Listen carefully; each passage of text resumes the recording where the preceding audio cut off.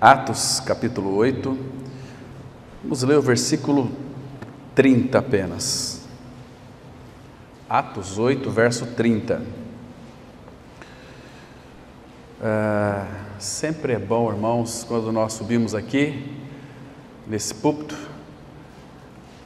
nós estamos sempre, graças ao Senhor, com temor e tremor. O dia que terminar o temor e tremor, pode ir embora. Aí você vai falar na tua dependência, né? Então, nós sabemos, irmãos, que a palavra do Senhor é um campo santo, onde nós vamos então agora pisá-lo, né?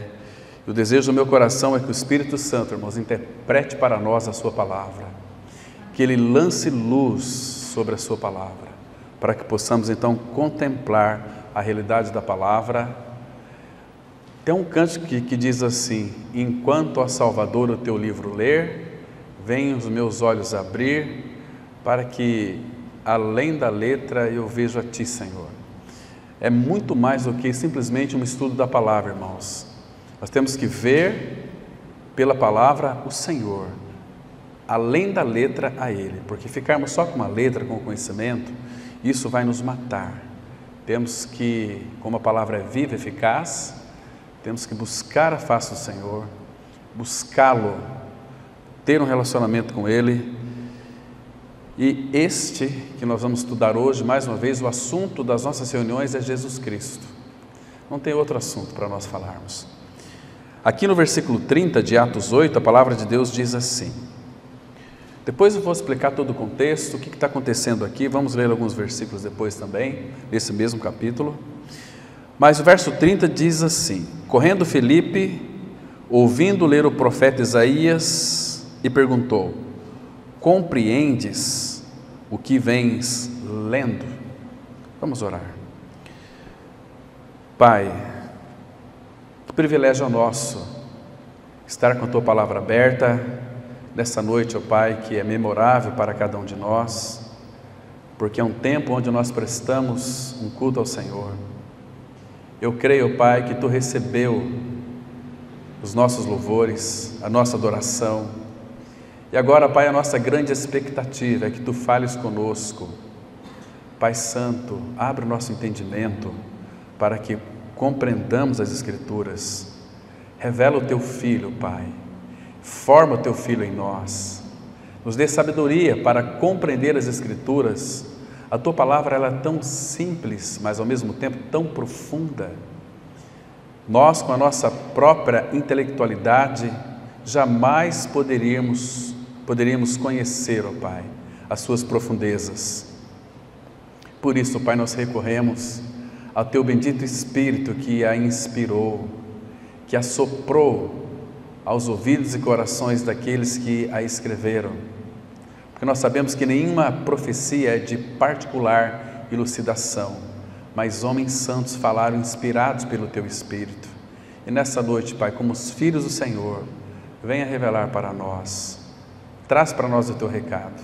Em Cristo nós oramos. Amém. Irmãos, não tem coisa melhor na face da terra do que ser menino de recado.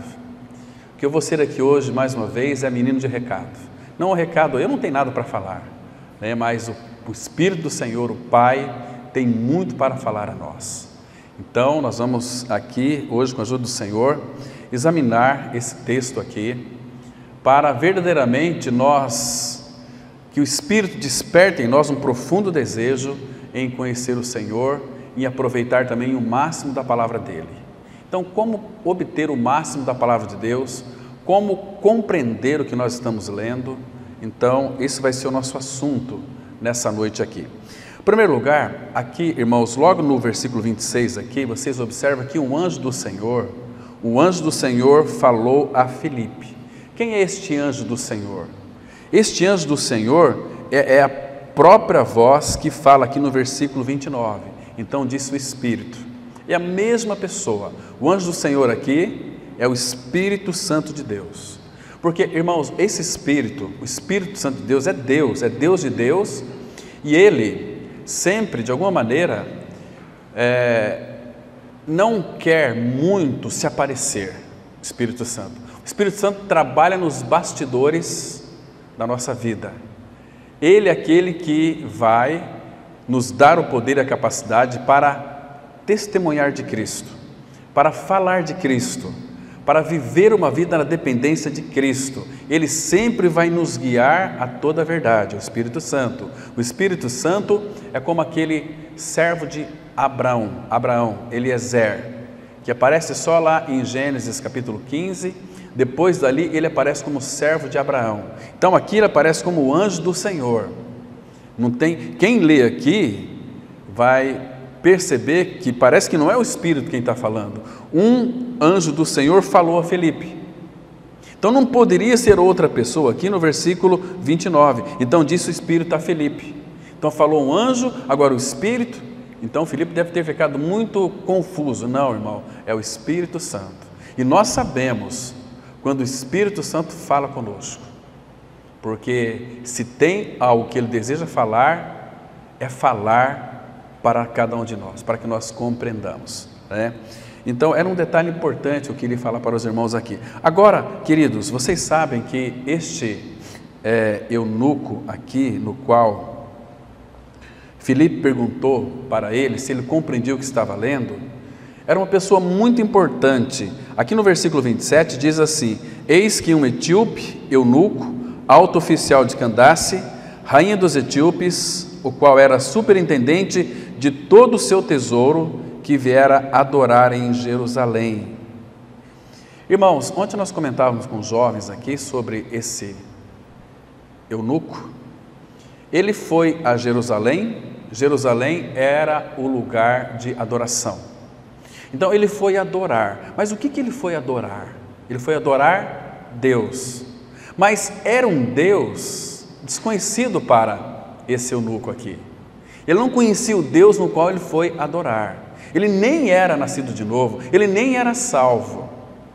Mas ele tinha uma intenção em conhecer o Senhor. Ele tinha temor, saiu lá da Etiópia e veio até Jerusalém para adorar, para buscar o Senhor. Mas ele não conhecia o Senhor.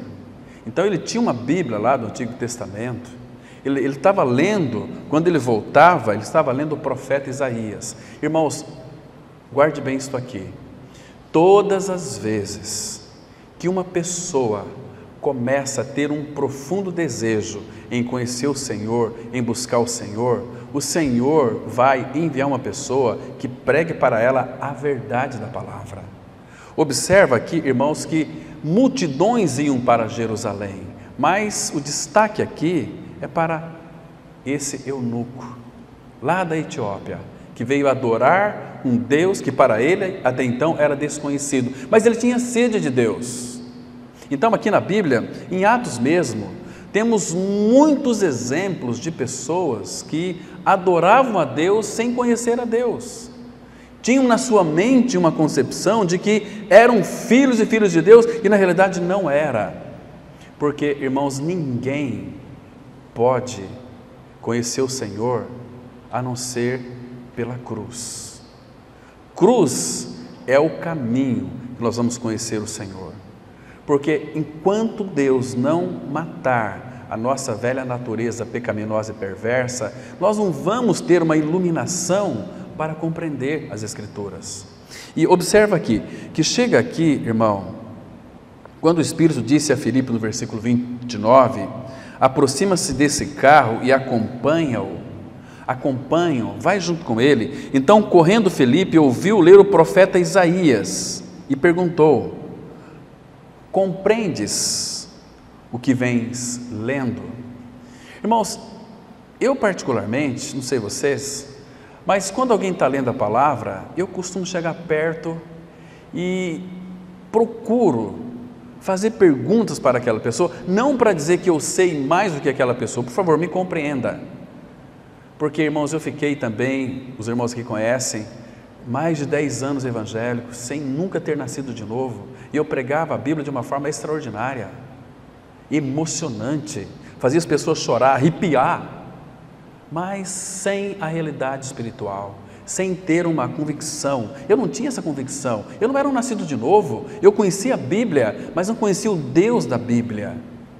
Até que alguém um dia fez com que eu compreendesse, pregou a verdade numa simplicidade tão maravilhosa. Então as escamas dos meus olhos caíram e eu pude contemplar que na cruz em Cristo o meu velho homem foi com ele crucificado. Aliás, o nosso homem velho foi com ele crucificado. Agora, irmãos, o que eu quero levar os irmãos a compreender aqui, claro, fazendo uma pergunta, nós temos compreendido o que o Senhor tem nos dito? Nós temos verdadeiramente, irmãos, entendido o que o Senhor tem dito para nós, principalmente nesses últimos dias, que o Senhor, diz a palavra, Ele está com a mão na fechadura já para voltar, para buscar a sua igreja, porque já passaram mais de 2000 anos. Os irmãos do primeiro século já aguardavam a volta de Cristo, estavam ansiosos para que Ele viesse, tanto é que naquela época a igreja de Corinto, eles cumprimentavam uns aos outros, não com graça e paz, mas com Maranata, ou seja, ora vem Senhor Jesus. Eles viviam hoje crendo que Jesus voltaria amanhã, e passou-se 2000 anos e Ele não voltou ainda. E se nós analisarmos todo o contexto, lá de Gênesis capítulo 6, lindos princípios ali, que são princípios desastrosos para o mundo ímpio, né? Nós fazendo uma contextualização, Jesus disse que assim como foi nos dias de Noé, será na vinda do Filho do Homem. O que reinava lá em Gênesis capítulo 6? Violência, reinava ali corrupção do coração humano. Olha como é que estão as coisas hoje, irmãos, está pior. Aquele texto de Jeremias capítulo 5, 28, fala que os atos do ser humano ultrapassariam até os feitos do maligno. Estão me compreendendo, irmãos? O ser humano é pior do que o diabo, pior do que o diabo. Tanta atrocidade que se cometem, né? A sua natureza que é iluminada para o mal, não para o Senhor, entende? Então, estamos vivendo um caos espiritual, onde as pessoas têm se esquecido do Senhor, e isto vai gerar nelas, Jeremias 2,19, angústia, amargura, uma tristeza, uma coisa que parece como que falta alguma coisa. Nada neste mundo pode preencher o vazio existencial e real na vida de um ser humano. Falávamos hoje pela manhã daquele texto do Salmo 37, versículo 4, que enquanto nós tratávamos da necessidade que Deus iria suprir todas elas, as físicas, as emocionais, as espirituais, então o nosso coração, o teu coração também tem muitos desejos, e esses desejos não serão supridos com coisas, irmãos, nada vai preencher o desejo, o profundo desejo do nosso coração. Satanás já iludiu, já enganou muitas pessoas, fazendo elas acreditarem o que elas precisam são de coisas, mas não é de coisas, nós precisamos dar de uma coisa só. Cristão é um homem de uma coisa só, como Maria, que assentou-se aos pés de Jesus. Então Marta falou para Jesus: mestre, não te importas que a minha irmã me deixe servir sozinho? Manda ela para vir me ajudar a servir. Marta, Marta, foi a resposta do Senhor, você anda inquieta, te preocupas com muitas coisas, uma coisa só é necessária. Maria escolheu a boa parte, e essa não lhe será tirada. Você se lembra do Salmo 27, versículo 4? O salmista, ele fez um pedido ao Senhor, ele disse assim: uma coisa peço ao Senhor, uma coisa e a buscarei, que eu possa morar na casa do Senhor todos os dias. Para quê? Para contemplar a beleza do Senhor. Então, é de uma coisa só. Paulo, lá em Filipenses 3, a partir do verso 12, ele vai dizer o seguinte: uma coisa faço, esquecendo-me das coisas que para trás ficam e avançando para que diante de mim estão. Prossigo para o alvo, para o prêmio da soberana vocação de Deus em Cristo. Esse prêmio da soberana vocação é uma vocação ascensional, crescendo no Senhor. Então, irmãos, mas para isso, irmãos, o que está acontecendo com o povo de Deus hoje é que eles estão se tornando analfabetos nas Escrituras. Não compreende o que estão lendo, irmãos, porque esse eunuco aqui, olha que coisa interessante. Então, ele replicou aqui para Filipe, porque Filipe diz o seguinte: compreendes o que vens lendo? Aí ele disse assim no verso 31, ele respondeu: como poderei entender se alguém não me explicar? E convidou Filipe a subir e a sentar-se junto a ele. Irmãos, não tem coisa mais maravilhosa para um filho de Deus sentar com outro que não conhece o Senhor. É muito gostoso, porque ali há uma interação, né? Há perguntas, você tem ali, está com aquela pessoa, isso é evangelização, isso é fazer discipulado, isso é sentar com uma pessoa e pregar para ela o assunto que nós vamos ver aqui na frente. E aqui, diz aqui no verso 32, que a passagem da Escritura que ele estava lendo era esta: foi levado como ovelha ao matadouro, como um cordeiro mudo perante o seu tosqueador, assim ele não abriu a boca. Na sua humilhação lhe negaram justiça, quem lhe poderá descrever a geração? Porque da terra a sua vida é tirada. Então ele estava lendo isso aqui. E claro, irmãos, hoje nós sabemos, entendemos, porque o Espírito já nos revelou os nossos corações. Tivemos o nosso entendimento iluminado pelo Senhor, mas ele não entendia. Ele foi adorar, mas ele não conhecia nem as Escrituras. Talvez ele conhecia, isso aqui é o Pentateuco, isso aqui os profetas. Eu tenho na minha mão a Bíblia do Antigo Testamento, os profetas, então ele sabia isso. Mas a palavra de Deus para ele era vendado ainda, era vendado. Então qual que é a lição que o Senhor quer dizer para nós aqui? Ninguém vai ao Pai sem auxílio de outro irmão. Quando Saulo de Tarso, ele teve um encontro com o Senhor Jesus Cristo, lá em Atos capítulo 9, quando ele ia para Damasco, prender os cristãos, manetá-los e surrá-los, e muitos matá-los também, quando o Senhor então se revelou a ele, numa glória fragmentada, então Saulo ficou cego, não viu mais nada, ele fechou os olhos para ele, e não enxergava mais nada, irmão. Então, lá em Gênesis, quando o pecado entrou no mundo, quando eles comeram, abriu-se os olhos de ambos, eles perceberam que estavam nus, e costuraram folhas de figueira para si. Mas aqui Paulo ficou cego, ele estava vendo, então ele cegou uma outra realidade aqui, que Paulo morreu para si mesmo. Ele ficou 3 dias em um local orando. Então o Senhor foi tratar com Ananias. Ananias, vai lá na rua tal, lugar tal, e Saulo está orando. Sabe que Ananias disse para o Senhor: Senhor, de muitos eu tenho ouvido que esse homem aí é um perigo. Se o Senhor não sabe, Senhor, eu vou falar para o Senhor. Esse Saulo de Tarso, ele bate nas famílias cristãs, ele mata, ele fere, ele leva amarrado, leva preso, ele tem cartas. Muitos têm testemunhado a respeito dele. Agora o Senhor me manda eu ir lá? Ananias, vai lá, porque este será para mim um vaso escolhido, e eu vou mostrar o quanto importa sofrer por causa do meu nome. Então o Senhor diz para Saulo, ele está orando. Então quando Ananias chegou lá, sabe qual a primeira palavra que Ananias disse para Saulo? Saulo, irmão. Claro que quando nós temos encontro com o Senhor Jesus Cristo, são encontros transformadores, são encontros maravilhosos, são encontros onde Ele nos aceita, nos recebe, é maravilhoso.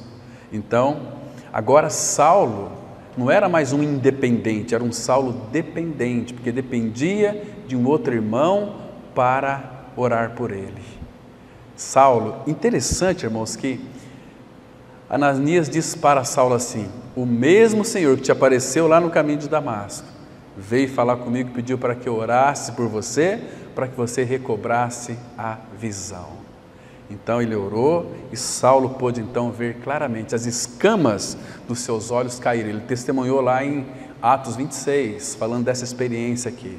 As escamas dos meus olhos caíram. Então agora Paulo, que era um perito no Antigo Testamento, ele poderia interpretar as Escrituras e achar graça até na lei. Paulo, ele chega a dizer que bendita a lei de Deus. Agora ele via a lei na perspectiva de Cristo. Porque se nós não lermos as Escrituras na perspectiva de Cristo, a própria Escritura vai esquizofrenar a nossa mente. Entende, irmãos? Agora, quando nós lemos a palavra sobre a égide do Espírito Santo, ou seja, sobre a orientação do Espírito Santo, você vai compreender as Escrituras. Nunca na nossa intelectualidade, porque eu sei que muitos estão buscando conhecer as Escrituras sem reconhecer que depende do Espírito Santo para revelar essas verdades. Se Ele não nos revelar, irmãos, nós não vamos compreender as Escrituras de forma alguma, né?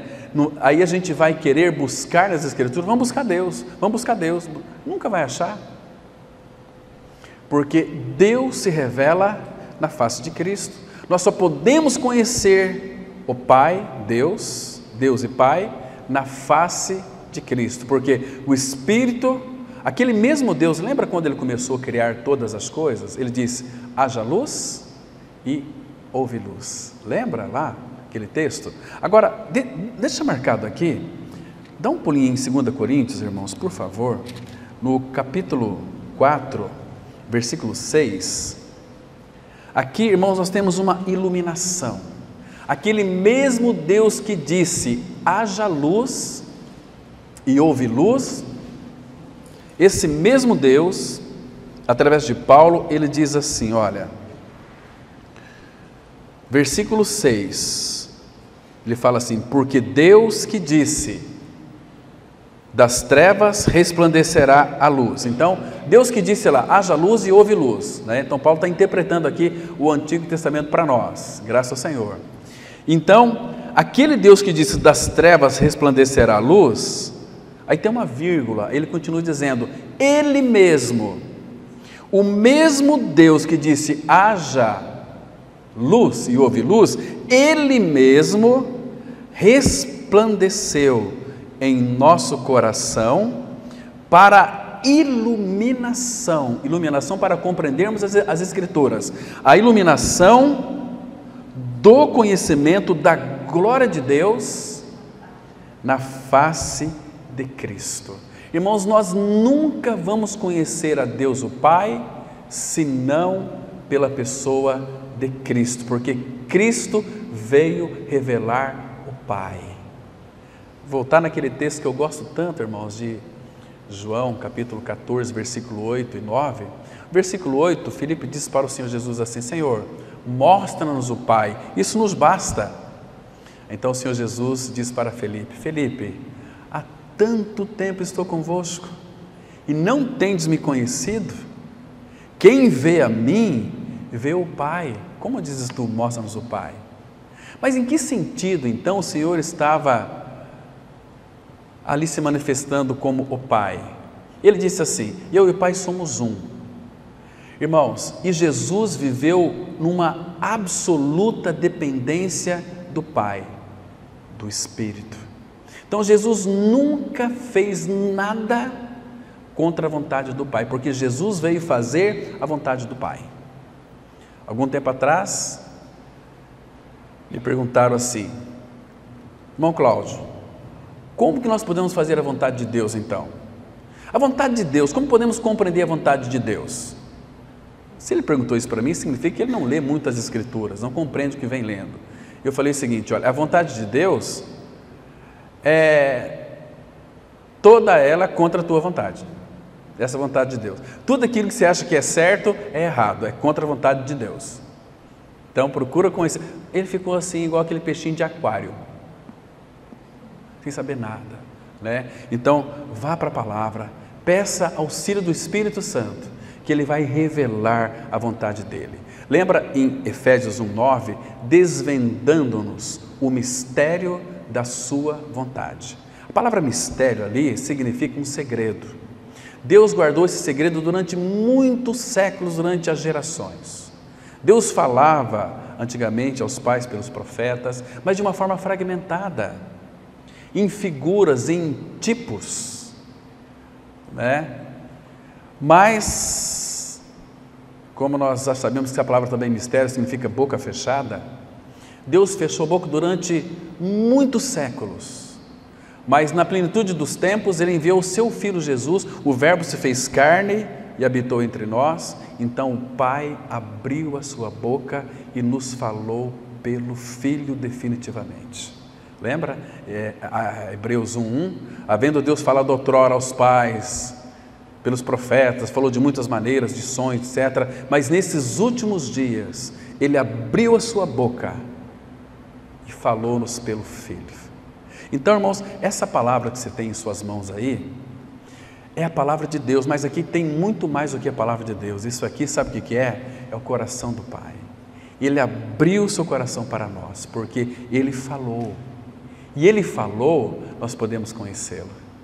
Se Ele não tivesse falado, nós nunca iríamos conhecê-lo, irmãos. Mas porque Ele falou, então nós podemos conhecer.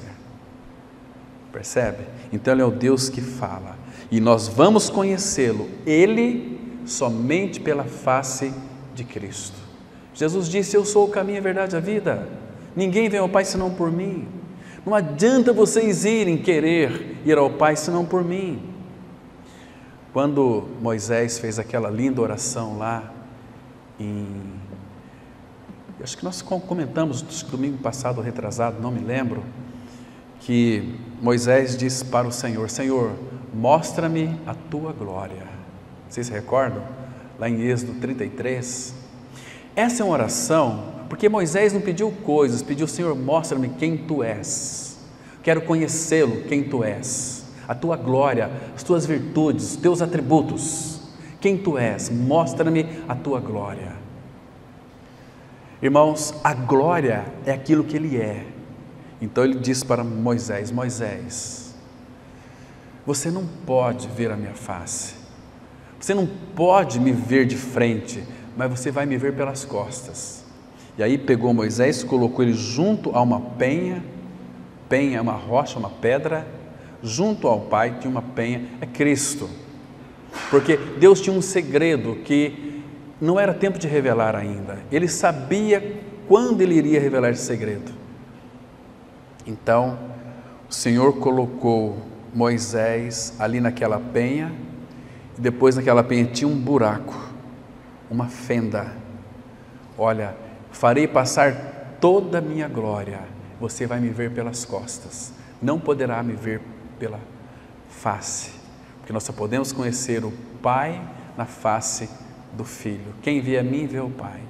Então, quando Deus passou ali, então Ele proclamou o seu próprio nome, dizendo que Ele era tremendo, misericordioso, longânimo, assaz benigno. Então Moisés teve aquelas visões de quem era Deus, o Pai, mas de uma forma fragmentada ainda, não total, porque hoje, irmãos, nós não podemos conhecer Deus de uma forma total, absoluta. Como que nós conhecemos o Senhor? Em partes. 1 Coríntios 13, em parte nós conhecemos, em parte nós profetizamos, mas vai chegar um dia em que nós o conheceremos, aquilo que em parte será aniquilado, então conheceremos como Ele nos conhece, face a face. Os teus olhos verão o Senhor na sua majestade.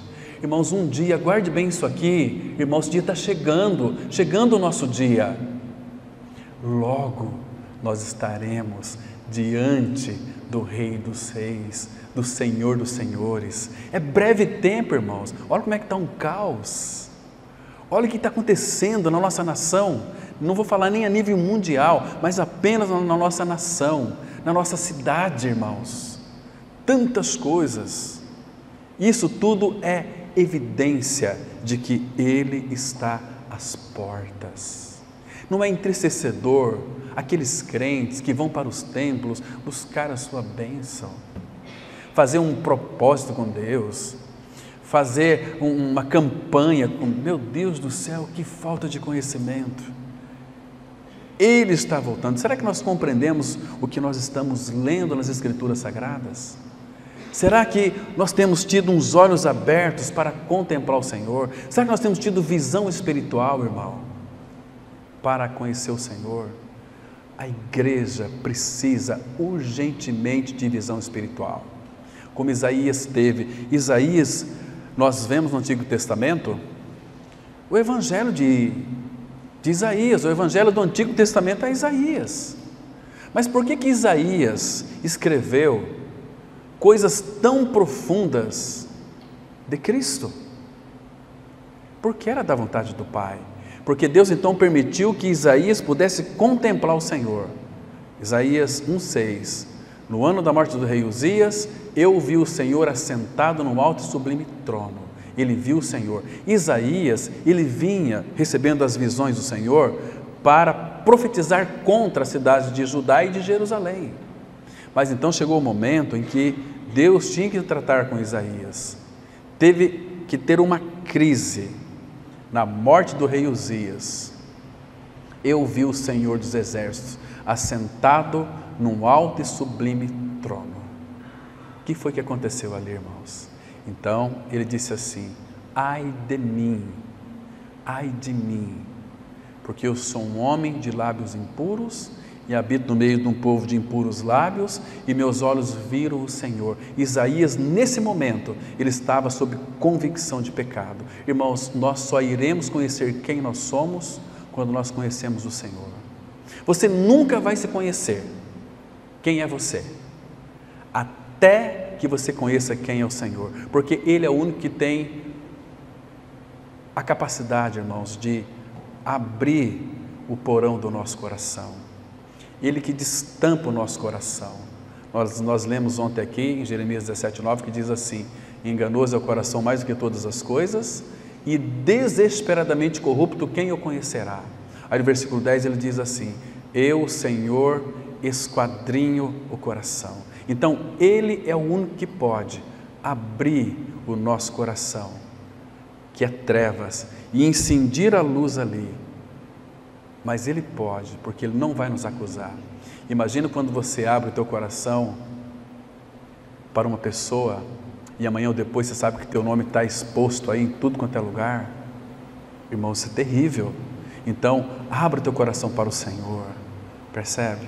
Então Ele vai lançar luz ali, Ele vai tirar, quando lança luz naquele lugar de trevas, muitas coisas podres vai sair do teu coração.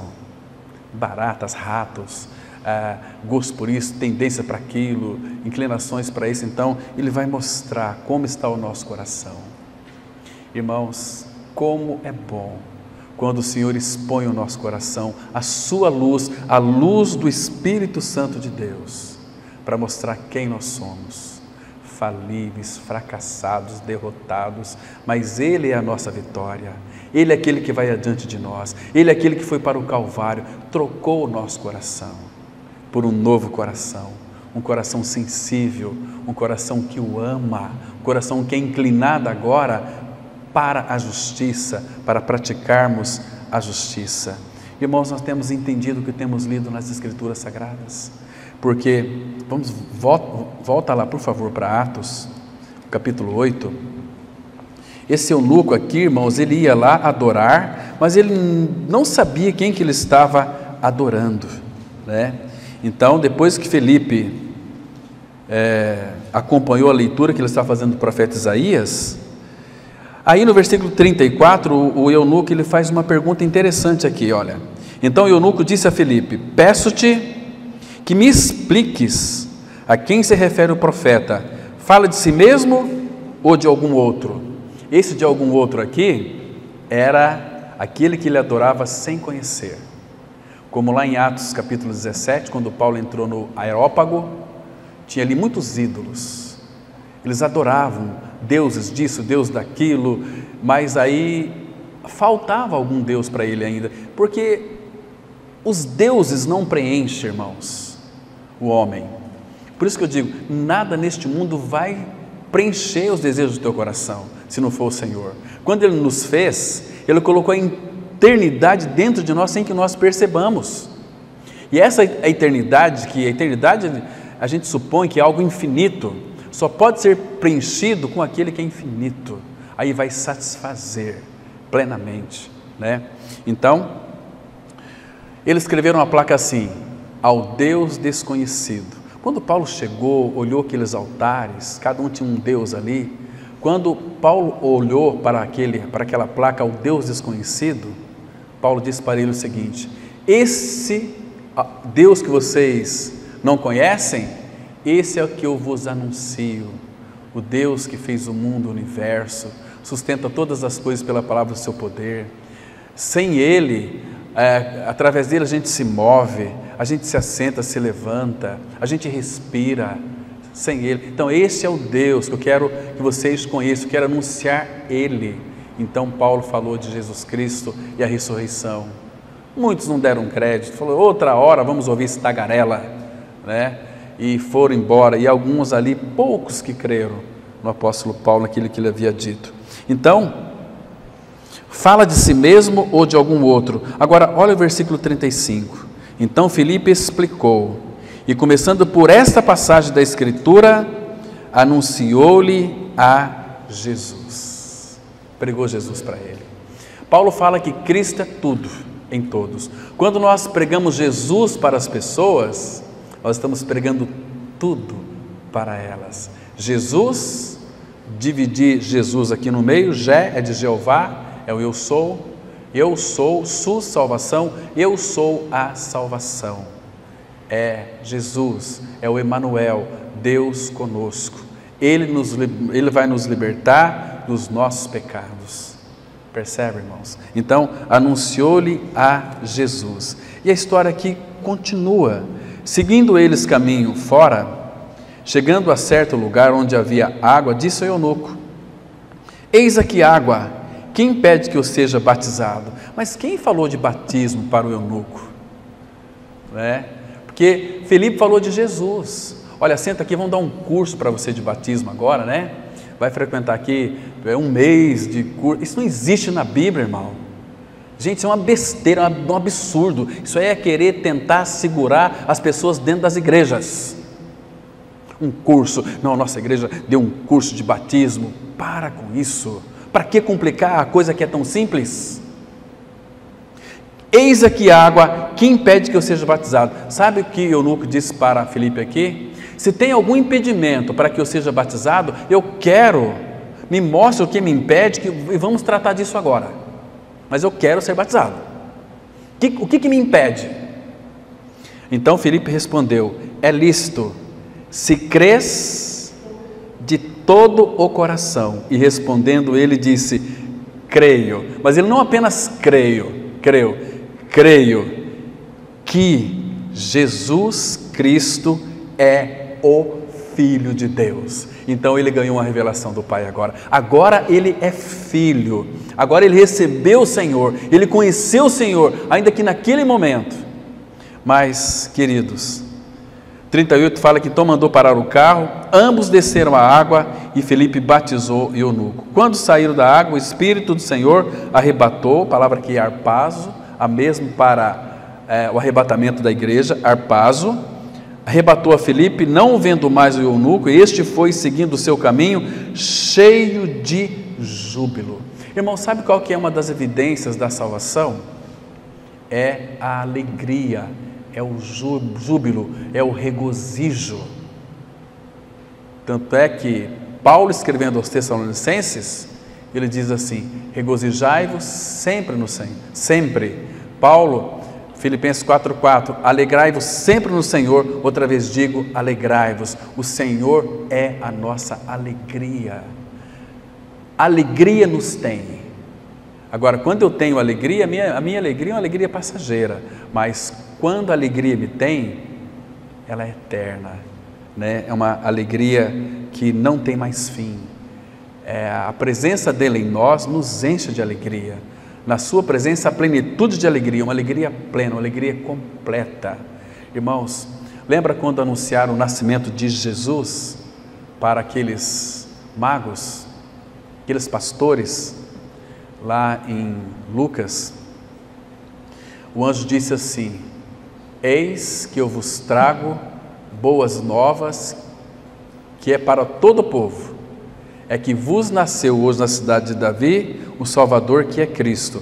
Mas ele diz assim: eis que vos trago boas novas de grande alegria. Irmãos, nós não temos alegria no sentido de ter uma felicidade assim passageira. Abra comigo aqui no Salmos 43. Salmos 43, versículo 3 e 4. Que texto maravilhoso, irmão, coisa boa nós temos aqui. Olha só aqui, primeiro é um desejo profundo do salmista. Qual que era o desejo dele? Ele disse assim no versículo 3: envia a tua luz e a tua verdade, para que me guiem e me levem ao teu santo monte e aos teus tabernáculos. E o versículo 4 diz assim: então irei ao altar de Deus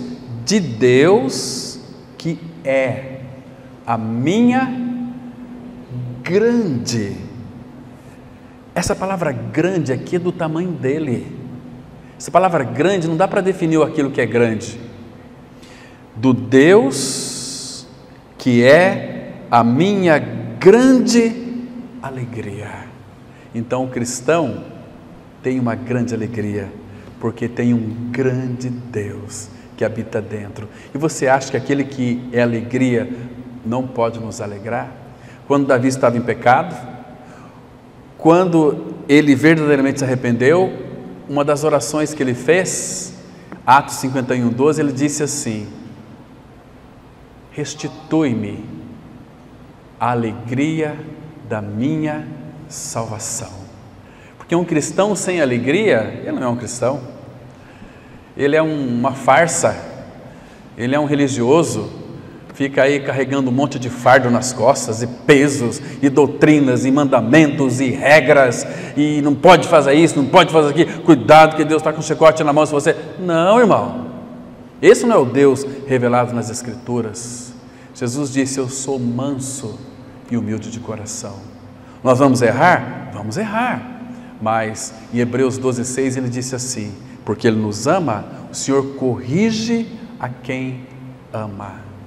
E essa correção é para que nós sejamos participantes da sua santidade, para contemplarmos a sua glória. Irmãos, nos momentos mais difíceis da vida de Davi,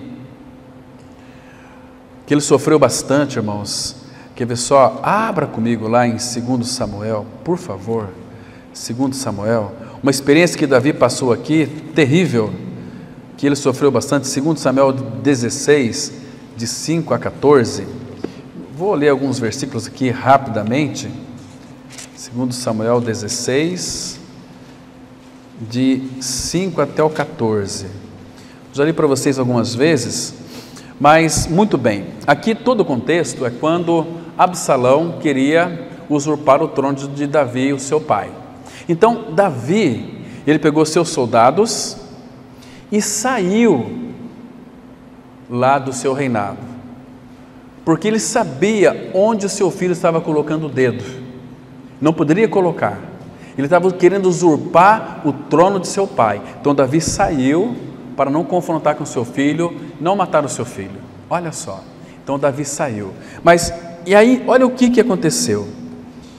Eles saíram, né? Aí chega aqui no versículo 5, diz assim, 2 Samuel 16, verso 5: tendo chegado o rei Davi a Baurim, eis que dali saiu um homem da família da casa de Saul, cujo nome era Simei, filho de Gerá, saiu e ia amaldiçoando.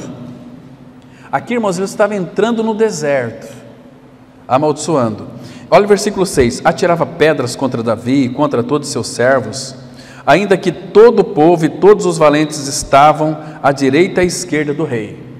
Esse Simei era muito ousado, porque era um enviado do Senhor para amaldiçoar Davi, para xingar Davi, para jogar pedra em Davi, para jogar terra em Davi. Imagina só, se você vai de bike daqui até lá, vamos supor ali no Bombeiro, de bicicleta dá quantos minutos? Você tem uma potência muscular boa aí, você vai gastar o quê? Uns 20 minutos? Se um cara for na tua cola te xingando, jogando pedra, te amaldiçoando, a metade do caminho o cara está com o pescoço destroncado, morto no chão, porque muitos de nós não suportam isso, irmãos, né? Então, aqui ele atirava pedra contra Davi, contra os seus servos, etc. Olha o versículo 7, amaldiçoando dizia Semei, fora daqui, fora homem de sangue, homem de Belial, filho do capeta, e o rei Davi, era o rei Davi. Agora veja o discernimento de Davi depois. Aí ele continua dizendo, o Senhor te deu agora a paga de todo o sangue da casa de Saul, cujo reino usurpaste. E Davi aqui, ele sabia que ele não tinha usurpado o reino de Saul, né? O Senhor já o entregou nas mãos de teu filho Absalão. Eis-te agora na tua desgraça, porque és homem de sangue. Está fugindo, né, covarde? Por aí ia. Então, Abisai, olha só, um dos comandantes de Davi, ele disse assim no versículo 9, Abisai, filho de Zeruia, disse ao rei, por que amaldiçoaria este cão morto ao rei, meu senhor? Ele disse para Davi assim, deixa-me passar e lhe tirarei a cabeça. Deixa eu passar, Davi, deixa eu tirar a cabeça desse cara aí, desse sujeito, que está te amaldiçoando. Deixa eu cortar a cabeça dele. Pronto, acabou. Não vai ter mais problema, Davi, porque esse cara está me irritando.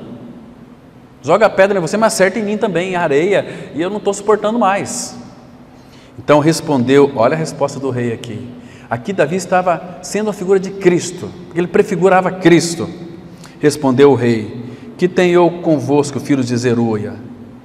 Ora, deixai-o amaldiçoar, pois se o Senhor lhe disse, amaldiçoa Davi, quem diria, por que assim fizeste? Porque Davi, com seu discernimento, entendia que tudo que ocorre na vida de um filho de Deus é por providência divina, é por vontade do Senhor. Por isso que lá, aquele texto de Provérbios 3, versículo 6, está escrito assim, é para nós reconhecermos o Senhor em todos os nossos caminhos, e Ele endireitará nossas veredas. Nós costumamos reconhecer o Senhor, ai, quando as bênçãos vêm para nós, ai, que maravilha, e quando elas são retidas e o Senhor começa a pesar a sua mão sobre nós para nos corrigir, aí não é o Senhor? A gente levanta uma plaquinha assim, né, gente, eu estou sofrendo, ora por mim, aí todo mundo, ai, por que está acontecendo isso com aquela pessoa, né? Ah, mas também, aí vem os julgadores, né, também, quem mandou ela fazer isso, você viu lá, etc. Está assim de gente, irmãos, para nos julgar, para nos condenar, né?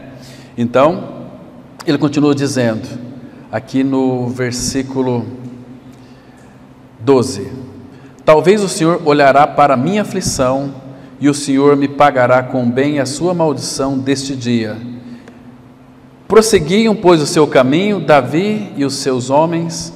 Também Simei ia ao longo do monte, ao lado dele, caminhando e amaldiçoando, e atirava pedras e terra contra ele. Agora, olha o 14. O rei e todo o povo que ia com ele chegaram, aonde? Exaustos, ao Jordão, e ali descansaram. Irmão, presta atenção no detalhe aqui importante. De manhã até a tarde, esse Simei foi perseverante em xingar, amaldiçoar. Imagina uma pessoa te xingando você o dia inteiro, atirando pedras, jogando terra em você. Imagina o escalão das palavras que Davi ouviu desse sujeito aqui. Então, no fim do dia, eles chegaram totalmente exaustos. Então, foi nesse contexto aqui, irmãos, que Davi escreveu o Salmo 63. Vamos ler os 4 primeiros versículos. Vamos ver o que Davi escreveu a respeito deste episódio aqui, irmãos. Então, ele disse assim, olha aqui, irmãos, que homem. Então, ele pôde escrever o Salmo 63. Ele chegou no fim do dia, exausto, cansado, e ele escreveu assim, olha só, 63:1, ó Deus, Tu és o meu Deus forte, e eu te busco ansiosamente, a minha alma tem sede de Ti, meu corpo Te almeja, como terra árida, exausta, sem água. Assim eu Te contemplo, para ver a Tua força e a Tua glória. Oh, meu irmão, tem uma coisa diferente nesse homem aqui. Então, queridos, vocês observaram aqui? Será que nós estamos compreendendo o que nós estamos lendo nas Escrituras? Que cristianismo é impossível de se viver. Nós só podemos viver cristianismo quando cremos em nossa morte junto com Cristo na cruz e a nossa ressurreição junto com Ele vencer a nossa vida. Cristo é a nossa suficiência, a glória de Deus está em nós. Irmãos, sem a vida de Cristo em nós e sem o crescimento de Cristo em nós, nós não vamos suportar, irmãos, viver neste mundo. Ele disse para nós, no mundo vocês vão ter aflições, mas tem de bom ânimo. Se nós ficarmos só com a parte B desse versículo, nós estamos perdidos, né? No mundo tereis aflições. A vida do cristão é assim mesmo, aflição, aflição. Como é que você está, irmão? Na aflição. Jesus disse que na aflição. Mas antes, ele disse assim, tenho-vos dito essas coisas, para que em mim tenhais paz. Vocês têm paz, vocês têm eu em vocês. Agora sim, no mundo passais por aflições, mas com paz, com a pessoa de Cristo em nós. E a presença dele em nós, sabe o que vai gerar em nossas vidas? Vamos dar uma olhada lá em Atos, capítulo 3, já estou encerrando, irmãos, versículo 19 e 20, Atos 3, versículo 19 e 20, que diz assim, olha que interessante aqui, verso 19, que diz assim, olha o sermão lindo de Pedro, arrependei-vos, pois, e convertei-vos, Atos 3,19, para serem cancelados os vossos pecados, vírgula, a fim de que, da presença do Senhor, venham tempos de refrigério, e que envie Ele o Cristo, que já vos foi designado Jesus. Então, neste mundo de aflição, a presença dele em nós gera refrigério. O salmista orou, refrigera a minha alma. Então, Cristo é também o nosso refrigério. Cristo é tudo, é a nossa alegria, a nossa satisfação, o nosso prazer. Cristo é tudo em todos. Assim como aquele eunuco, irmãos, que ia adorar sem conhecer o Senhor, tem muitos que vão para os templos, a gente vê tanta falta de reverência, tanta bagunça, gente virando piruleta, apagam as luzes, piscam as luzes para fazer com que os eflúvios latentes da alma, eles aflorescem, e aí é Deus, que Deus coisa nenhuma, irmãos. Deus fala conosco no silêncio da sua palavra. Deus, Ele nos fortalece, nos edifica, nos vivifica. Deus é a nossa sabedoria em Cristo, é a nossa justiça, a nossa santificação, a nossa redenção. Ele é o nosso tudo, Cristo é tudo para cada um de nós. E que Ele então, irmãos, continue falando aos nossos corações. E que antes nós lermos a palavra de Deus, abriu a Bíblia, peça ao Espírito do Senhor que traga luz, que traga revelação, para que nós possamos compreender as Escrituras e obter o máximo da palavra dEle. Amém? Vamos ter uma palavra de oração. Pai, graças te damos por esse tempo tão gracioso que passamos aqui lendo as Escrituras. Venha revelar o Filho a nós, venha nos dar sabedoria para compreender as Escrituras. Pai justo, Pai querido, que os cuidados dessa semana estão diante de Ti. E nós queremos agora, Pai, com toda a força do nosso coração, cantar cântico de louvores a Ti, que és o nosso Deus e Pai, que habita em nosso meio. Por isso, Pai, queremos confessar a Tua palavra, cantando ao Senhor. Nos ajuda, Senhor, que tenhamos uma semana abençoada e guardada em Teu nome. Em Cristo nós oramos. Amém.